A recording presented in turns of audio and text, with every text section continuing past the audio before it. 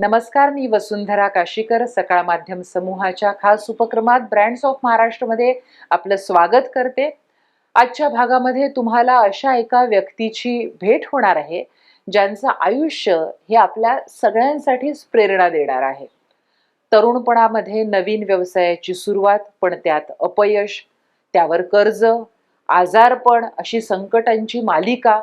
विज्ञान तंत्रज्ञानाचे विद्यार्थी असल्याने भविष्य आणि वास्तुशास्त्रावर अजिबात स्वतःचाच विश्वास नाही, पण योग्य गुरु मिळाला, मार्गदर्शन मिळालं, ज्ञान आणि तंत्र मिळालं आणि त्यानंतर या व्यक्तीने मागे वळून पाहिलंच नाही. मी बोलते ओम काउन्सिलिंग सेंटरचे डॉक्टर निर्मल शहा यांच्याबद्दल. गेली 3 दशकं लाखांहून अधिक लोकांना वास्तुविषयक त्यांनी मार्गदर्शन केलं असून 1,00,000पेक्षा जास्त लोकांना त्यांनी प्रशिक्षितही केलंय. पाहुयात त्यांची हीच यशोगाथा.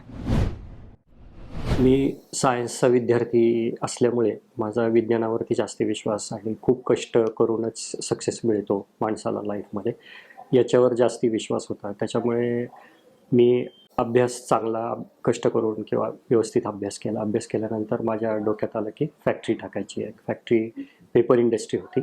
ती पेपर इंडस्ट्री टाकल्यानंतर 2 वर्ष छान चालली, पण नंतर खूप प्रॉब्लेम्स क्रिएट व्हायला लागले. पण मला खूप लोकांनी सांगितलं की अरे तू वास्तू बघ किंवा तुझं घर दाखव किंवा हे कर, पण माझा विश्वास नव्हता या गोष्टीवरती. कारण माझं मत असं होतं की विज्ञानाधिष्ठित आणि कष्ट हे 2 गोष्टीच माणसाला सक्सेस मिळवून देऊ शकतात लाईफमध्ये. पण असं झालं की खूप सिरियस प्रॉब्लेम झाले. मला अल्सरायटिस कोलायटिस झाला आणि डॉक्टरने सांगितलं की काही खरं नाही. आणि लोनचं प्रेशर 2 वर्ष चांगली चालून सुद्धा लोनचं नंतर प्रेशर एवढं वाढलं, कारण रिसेशन आलं मार्केटमध्ये आणि माझं लोन 3 करोडपर्यंत गेलं. मग घरावरती सील आलं आणि सगळ्या गोष्टी, म्हणजे फॅक्टरीवर सील आलं आणि मी one day I found myself on road, म्हणजे रस्त्यावर आलं मी. मग काय करायचं, तर माझे मित्र काही दिल्लीला होते, तर तिथं जाऊन जॉब करायचा असा विचार करून मी दिल्लीला गेलो. दिल्लीला गेल्यानंतर ट्रेनमधनं उतरल्यानंतर मला ऋषिकेशची बस दिसली. मग मी ऋषिकेशमध्ये गेलो.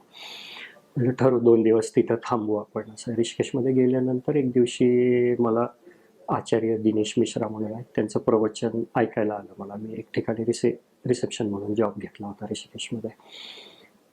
मग ते विज्ञानाधिष्ठित बोलत होते, म्हणजे क्वांटम मेकॅनिक्स, फिजिक्स, मग त्याचे लॉज आणि त्याचा आपल्या आयुष्यामध्ये कसा इफेक्ट पाडू शकतो आपण, आणि अध्यात्म कसं त्याच्याशी जोडलेलं आहे, या सर्व गोष्टींवरती त्यांचा विचार चालू होते, म्हणजे बोलत होते ते. आणि मला ते अपील झालं की अरे हे कुणीतरी चांगले विज्ञानाधिष्ठित सगळं सांगणारे गुरु आहेत.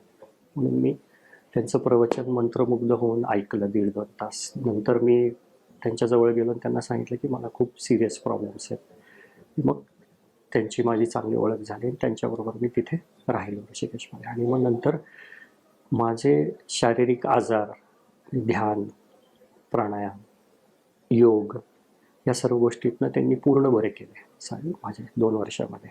आणि प्लस मला ह्याचं ज्ञान दिलं सगळं, कारण वास्तुशास्त्र हे अथर्ववेदाचं उपांग आहे आणि त्याला विज्ञान कसं जोडलं जाऊ शकतं या सर्व गोष्टी सांगितल्या.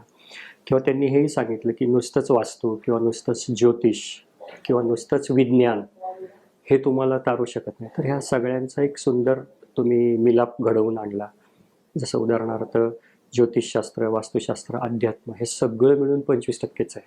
25% आपली कर्म आहेत या जन्मीची, 25% पूर्वजन्मीचे कर्म आहेत आणि 25% विचार आहेत तुमच्या. ह्या गोष्टींना देखील खूप महत्त्व आहे. म्हणजे कर्माला सुद्धा, भौतिकतेला सुद्धा तितकंच महत्त्व आहे, आपल्या शरीराला सुद्धा तितकंच महत्त्व आहे. तर सगळ्या अँगलने आपण कुठल्याही समस्येला फाईट करायचं, मग त्याचं निराकरण होऊ शकतं.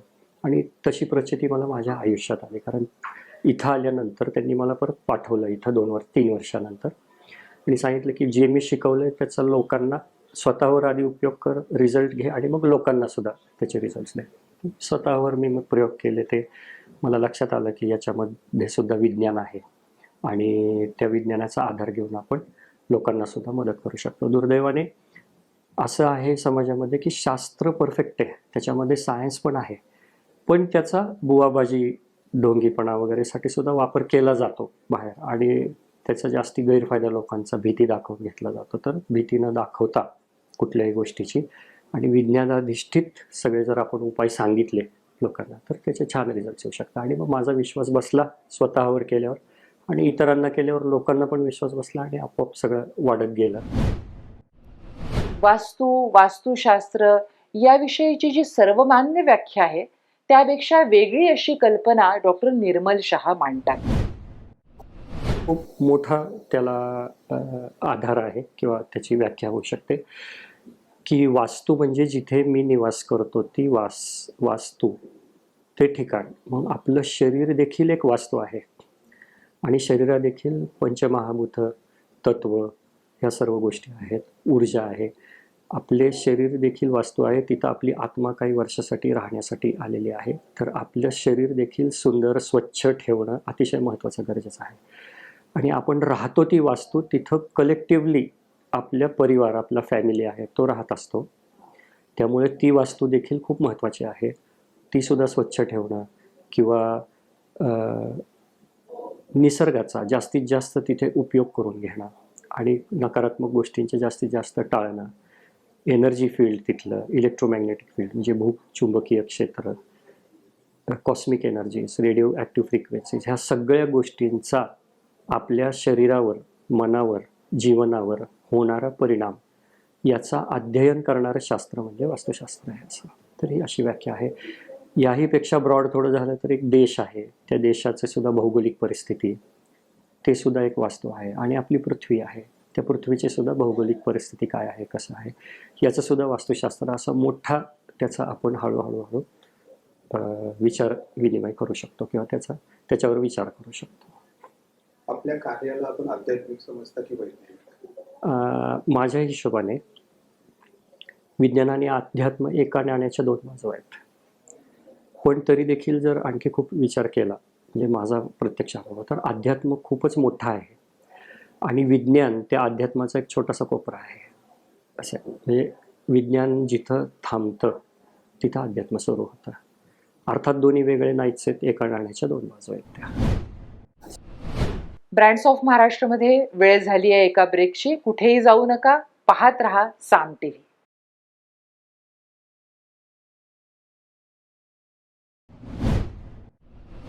ब्रेकनंतर ब्रँड्स ऑफ महाराष्ट्रमध्ये पुन्हा एकदा आपलं स्वागत.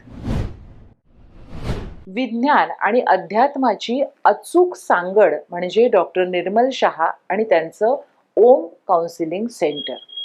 वास्तुशास्त्र आणि अध्यात्म संबंधित अनेक प्रकारचे कोर्सेस ओम काउन्सिलिंग सेंटरमध्ये एकाच छताखाली उपलब्ध आहेत.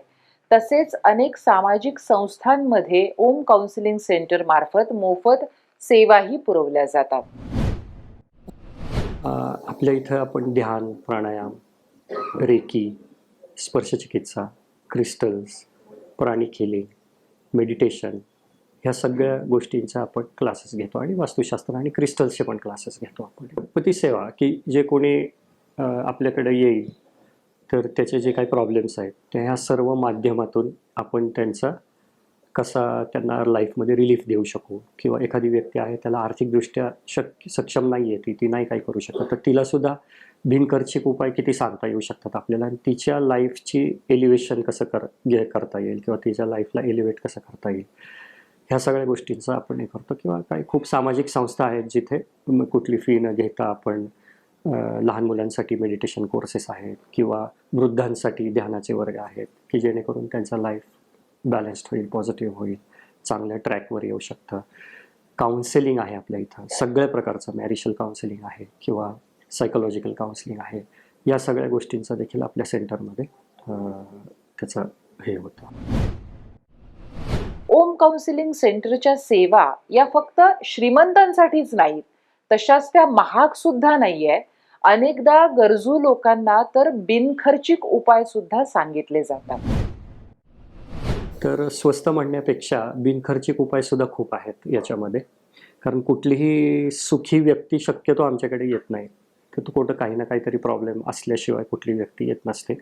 तर ती व्यक्ती आल्यानंतर आम्ही पाहतो की तिची आर्थिक स्थिती कशी आहे, ती नाही काय करू शकत, तर तिच्या फर्स्ट स्टेपमध्ये एलिव्हेशन करण्यासाठी त्यांना आम्ही बिनखर्चिक उपाय सांगतो. उदाहरणार्थ घर स्वच्छ ठेवणे, घराचे नॅचरल लाईट जी असते, कॉस्मिक एनर्जी असते, ईस्ट आणि नॉर्थकडून कशी घरात जास्तीत जास्त घेता येईल. समजा ती घेता येत नाही आहे कारण ईस्ट आणि नॉर्थ ब्लॉक आहे, तर मग मिरर्स लावायचे, त्याला उंबरे करायचे, किंवा तुमचं बसण्याची दिशा जी आहे ती जास्तीत जास्त तुमचा चेहरा पूर्व आणि उत्तरेला कसा होईल याचा विचार करायचा. फर्निचरची अरेंजमेंट तशी करायची. असे बिनखर्चिक उपाय खूप असतात.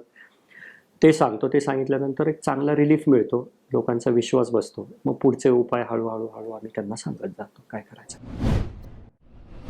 ओम काउन्सिलिंग सेंटरची एकच शाखा असली तरी डॉक्टर निर्मल शहांचं ज्ञान आज संपूर्ण जगभर विस्तारलंय.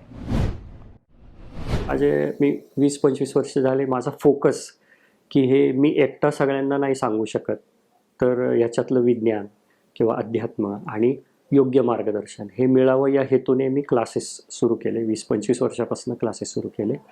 एक विद्यार्थ्यापासून सुरुवात झाली आणि हळूहळू वाढत 6, 7, 7.5, 8,000 स्टुडंट्स माझ्याकडून वास्तुशास्त्र शिकले. आणि बरीचशी लोक परदेशात गेली, तिथं स्थायिक झाली, तिथं त्यांनी ही कन्सल्टन्सी सुरू केली. आणि भारतात देखील अनेक शहरांमध्ये कन्सल्टन्सी सुरू केली. आणि विज्ञानाधिष्ठित असल्यामुळे, कमी खर्चाचा असल्यामुळे, योग्य सल्ला किंवा मार्गदर्शन किंवा सेवाभाव हा हेतू मनात रुजवल्यामुळे माझे सगळे स्टुडंट्स चांगली प्रॅक्टिस करतात. आणि माझ्या शाखा माझ्या नावाने जरी नसली तरी स्टुडंट्स हेच सगळं ज्ञान जे आहे ते प्रसारित करत असतात. अनेक पुरस्कारांनी ओम काउन्सिलिंग सेंटरला आणि डॉक्टर निर्मल शहांना सन्मानित करण्यात आलंय.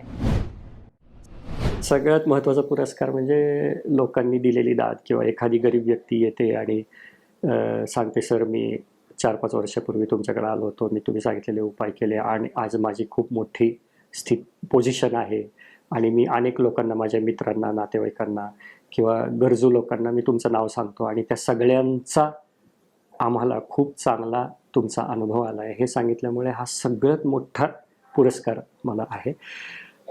या व्यतिरिक्त भारत सरकारचे काही पुरस्कार मिळालेले आहेत. Rajiv Gandhi health excellence award आहे, अब्दुल कलाम अवॉर्ड आहे, भारतरत्न अब्दुल कलाम अवॉर्ड आहे, सकाळचं आत्ता महाब्रँडचा अवॉर्ड मला मिळाला, लोकमतचे काही अवॉर्ड्स आहेत. तर हे सगळे अवॉर्ड्स माझ्यासाठी खूप चांगले आहेत.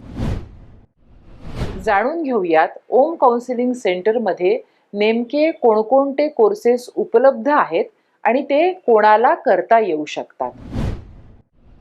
वास्तुशास्त्र आहे, ज्योतिषशास्त्र आहे, त्याच्यानंतर प्राणिक हिलिंग आहे, ही क्रिस्टल हिलिंग आहे, रेकी आहे, तर ह्या आणि मेडिटेशन आहे, सेल्फ डेव्हलपमेंट आहे. हे सगळे कोर्सेस आपल्या इथं चालतात.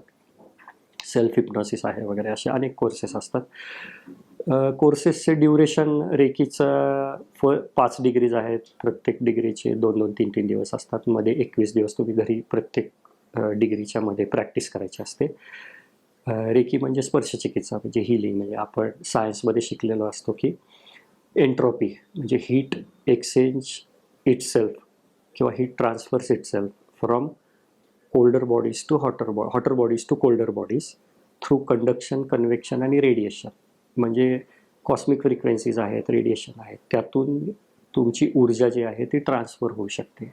या विज्ञानाच्या आधारावर रेकी आहे. रेकीचा अर्थ स्पर्शचिकित्सा, म्हणजे वैश्विक शक्ती जी आहे ती आपल्यामध्ये घेऊन त्याचा आपण कसा वापर करू शकतो. असे प्राणिक हिलिंग आहे, प्राणशक्तीचा वापर करून आपण हिलिंग कसं करू शकतो.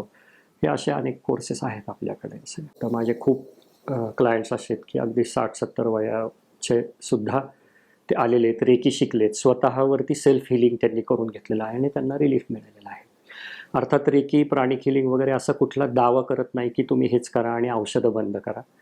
तर औषधाला पहिलं प्राधान्य आहे आणि हे एक सपोर्टिव्ह तुम्हाला विज्ञान आहे जे तुम्हाला रिलीफ देऊ शकतं.